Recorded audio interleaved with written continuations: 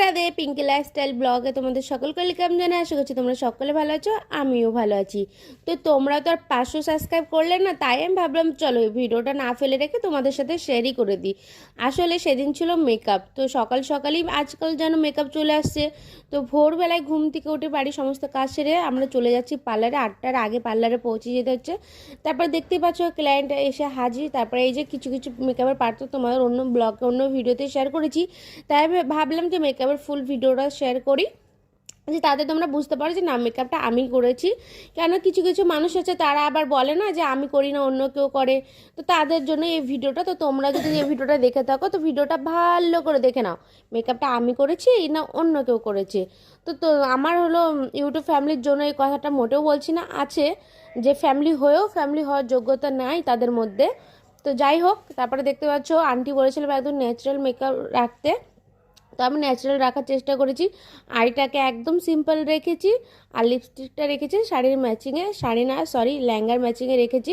তো ওনার হেয়ারগুলো এতটা short short মানে কোনো শেপ নেই, তো তার জন্য আমরা এতে কোনো ঠিকঠাক করে হেয়ারস্টাইল করতে পারলাম না।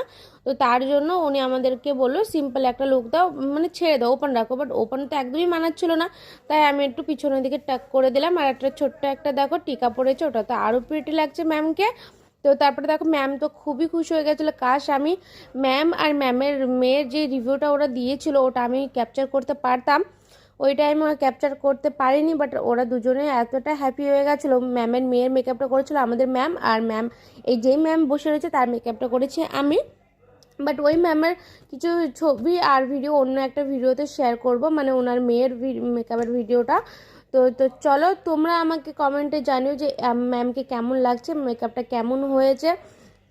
তো এবার তোমাদের একটা কথা বলি, জানো তো যখনই তুমি সফলতার দিকে আগে বাড়াবে, পাড়িয়ে দেবে, কদম দিবে, ওই টাইমে তোমাকে কেউ না কেউ ফেলার চেষ্টা করবে, তোমাকে ভেঙে ফেলার চেষ্টা করবে। বাট যারা চাইছো উঠে দাঁড়াতে, নিজের পায়ে দাঁড়াতে, তাদেরকে একটা কথাই বলবো, আমার মতন তাদেরকে ইগনোর করো।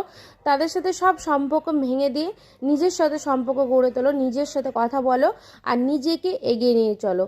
তুমি যেদিন সফলতা পেয়ে যাবে, তুমি যেদিন নিজের পায়ে দাঁড়িয়ে যাবে, সেদিন সেই মানুষের মুখগুলো তুমি দাঁড়িয়ে দেখবে যে কেমন লাগছে দেখতে তাদের মুখটা।